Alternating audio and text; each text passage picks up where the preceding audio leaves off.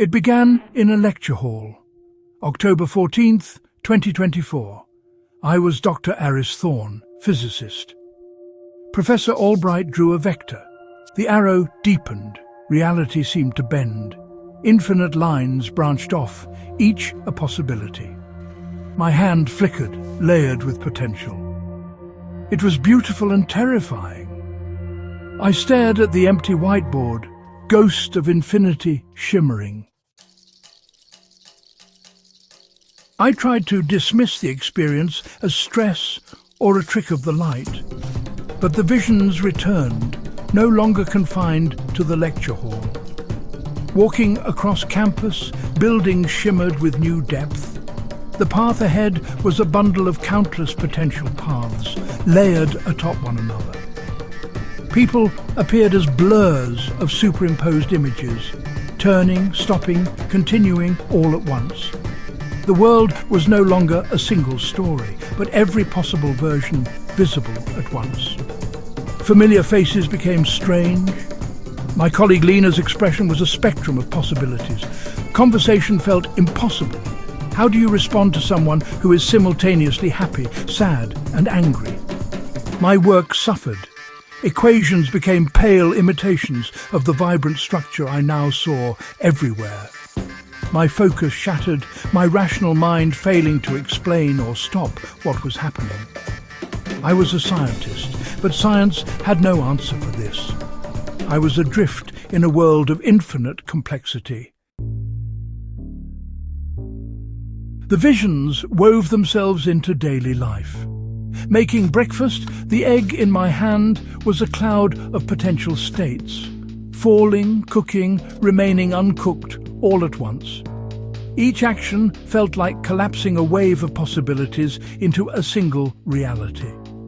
My apartment became a landscape of alien geometry. Walls shimmered with the potential of other spaces. My reflection in the mirror was a multitude, every version of myself layered over the present. This eroded my sense of identity. Who was I, if not the sum of my choices? The isolation was crushing. How could I explain seeing Hilbert's space? My friends saw a man growing distant, lost in thought. They could not see the magnificent, terrifying reality unfolding before me. I was utterly alone. My rational mind demanded an explanation. Surely this was neurological. I described my symptoms to Dr. Evans, a neurologist, in clinical terms.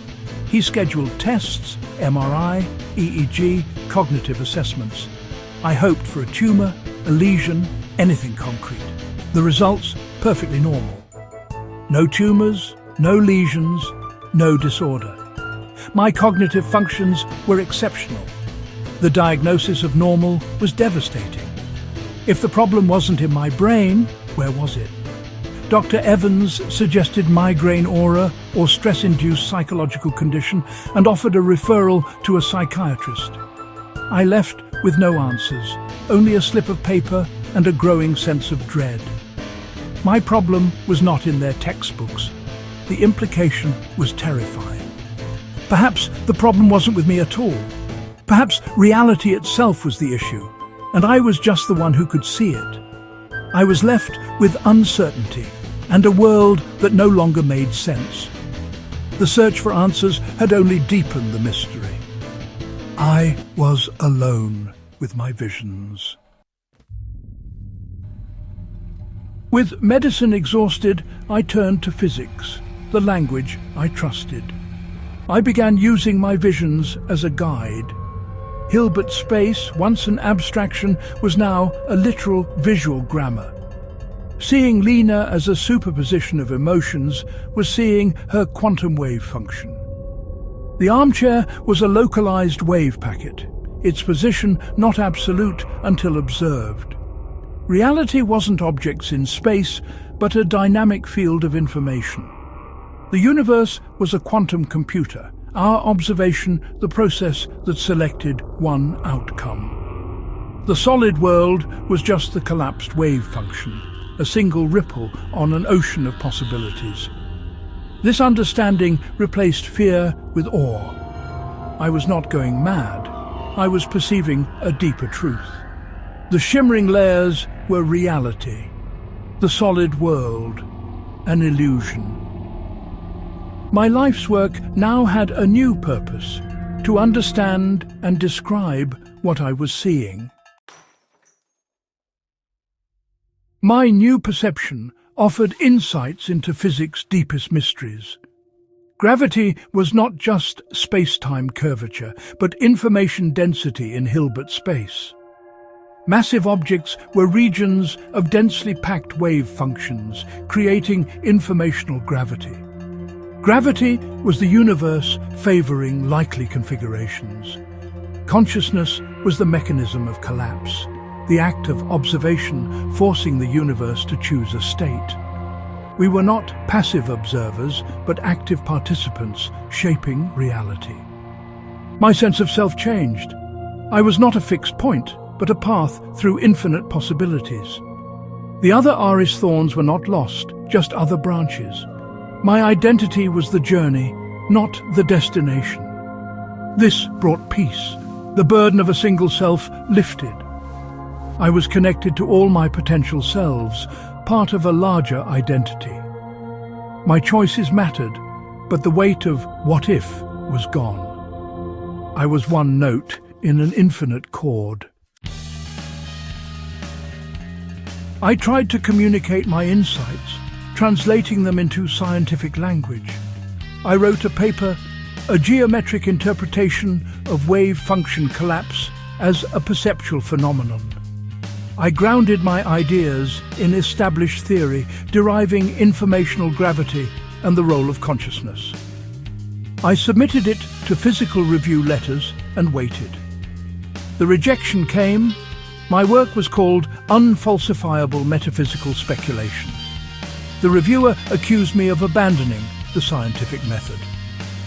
Physics, they said, is about what we can measure, not what one person claims to see. My ideas were too strange, too far outside the accepted paradigm. I was no longer a serious physicist, but a cautionary tale. The irony, I'd never felt closer to reality, yet was now considered detached from it. The rejection solidified my isolation.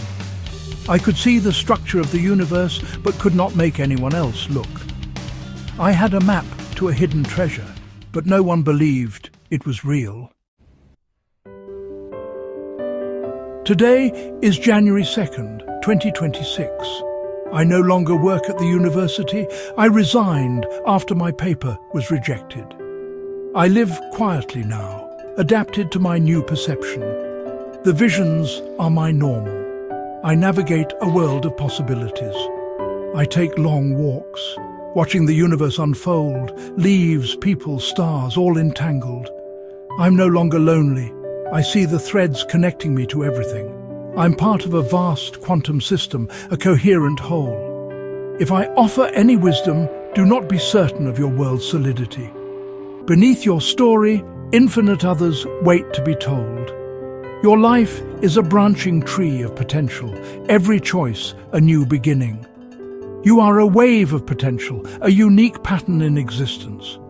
Your consciousness illuminates one part of the infinite pattern. Live knowing you are both artist and art, a participant in the creation of reality.